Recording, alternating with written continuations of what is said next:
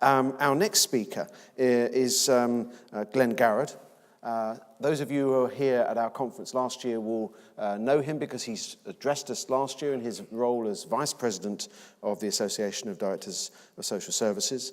And I'm delighted that he, after that experience, decided within a year that he'd like to come back and speak to us again in his new role as President of the Association of Directors of Social Services with the intriguing title, Digital Technology, the Next Best Thing Since the Enlightenment. Glen.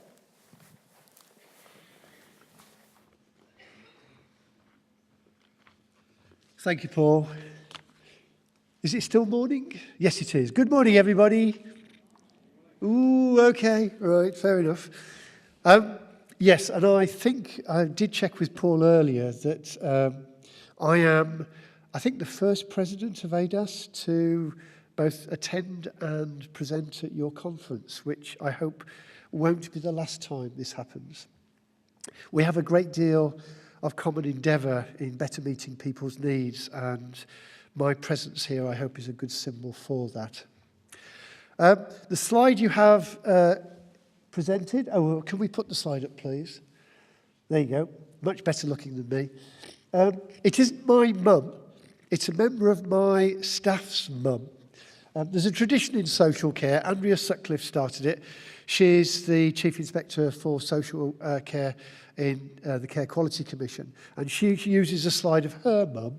I've had to borrow somebody else's because I no longer have a mum.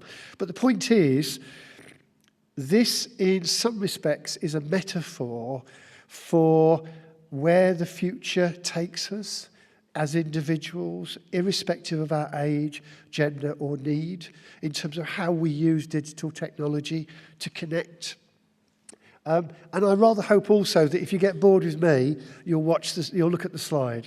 So, last year, I was given a book to read called Somebody I Used to Know by Wendy Mitchell. It was given to me by the Chief Executive of the Alzheimer's Society.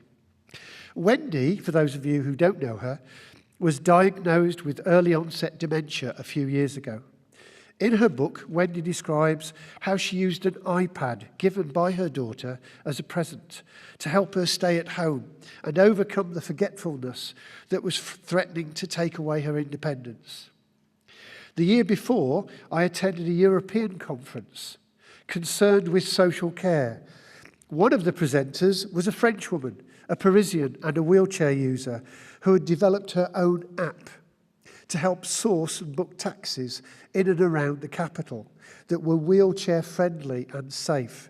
It also allowed people with wheelchairs to quality check, just like TripAdvisor, the experience of using various taxi companies and the behaviour of their drivers, enhancing their ability to influence the market as consumers. In the last decade since the speech by Steve Jobs in January 2007, when the smartphone and app technology was launched, we have witnessed a shift in how people think, behave, interact, and work. The momentum for such change was there before, but an evolutionary step occurred at this moment. Not even Jobs understood where app technology would take us, but he knew it would thrive. Now, so much has changed. Our everyday experience of what it is to take photos, bank, communicate with friends and colleagues at work, write a book, or compose music. We can find a route for where we want to go. In deciding our route, we can select which means of transport will be best, how long it will take, and how much our heart rate will increase, and how many calories we will burn when we reach our destination. This is what we have available to us. It is unfortunate indeed that some of the digital opportunities available to most of us have not yet had the same impact for people in receipt of health, housing, or social care. Have you seen the route finder that shows a wheelchair user the best option, or where adapted housing might be available in your area?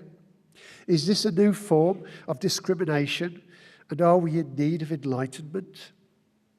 There are brilliant examples of some organisations, some councils, and some local health systems that are embracing digital technology in health and care.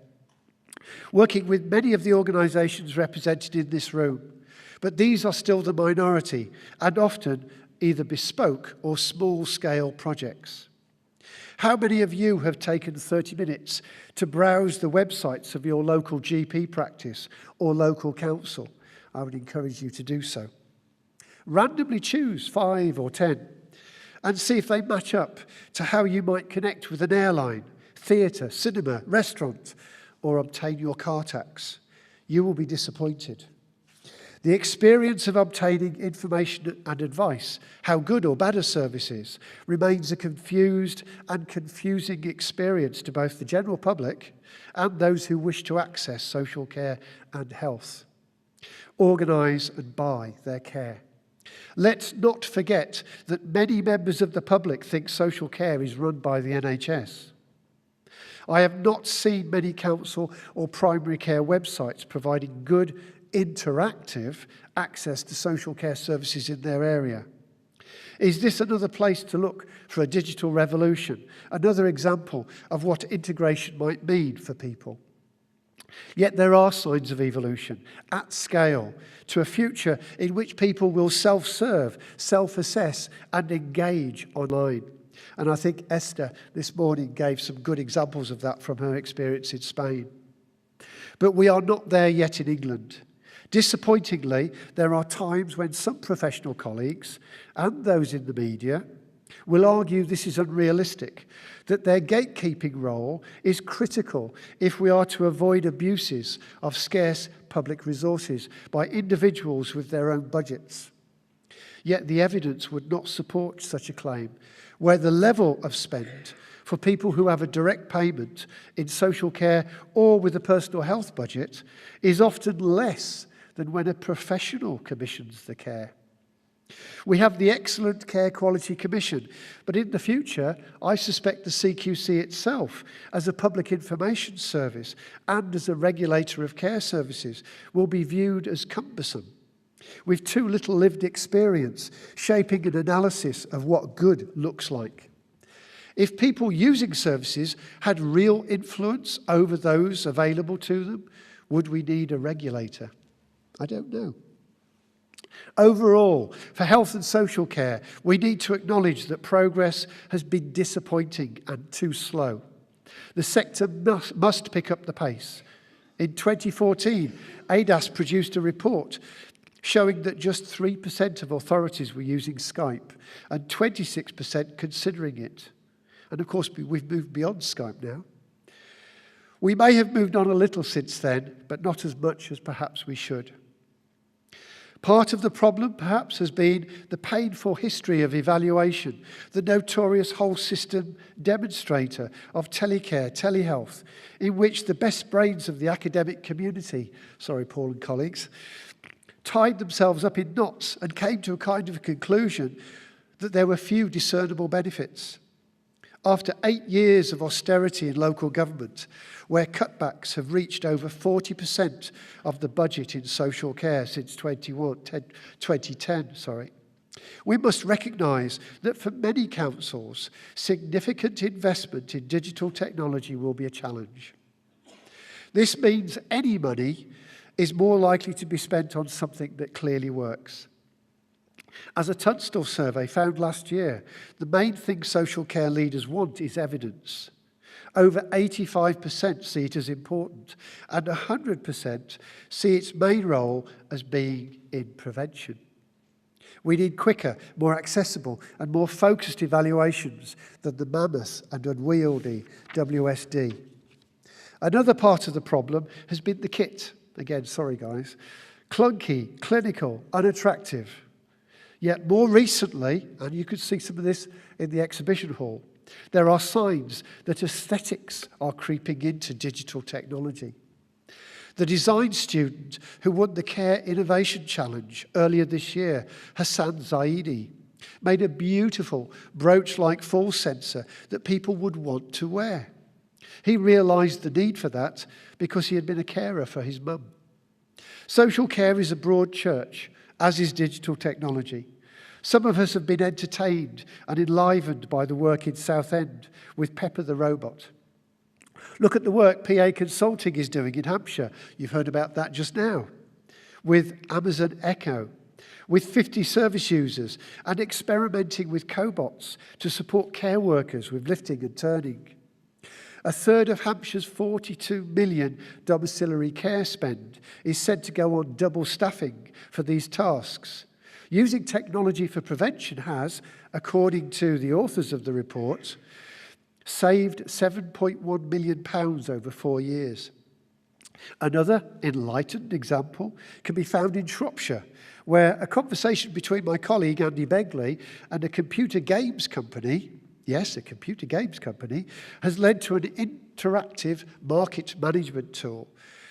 The same tool will also tell you at the touch of a screen what economic impact a new residential home would have in a given locality. In the same council, the Fitbit is being used to encourage people with a weight condition to exercise more. But then, isn't that the basis for the smart meter that many of us have at home to tell us how much gas or electricity we are using, how much it is costing? My wife can now tell our 13-year-old daughter how much her 40-minute showers cost. It does happen quite frequently.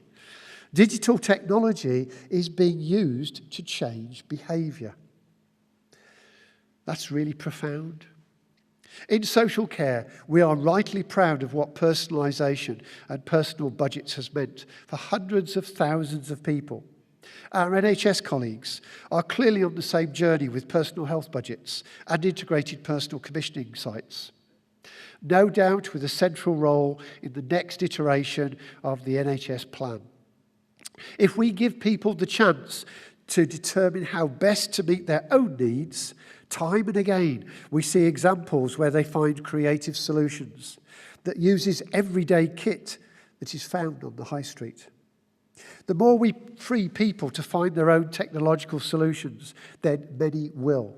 And this is our enlightenment, a test of humility that perhaps we, the state, professions, or the NHS executive don't always know what's best.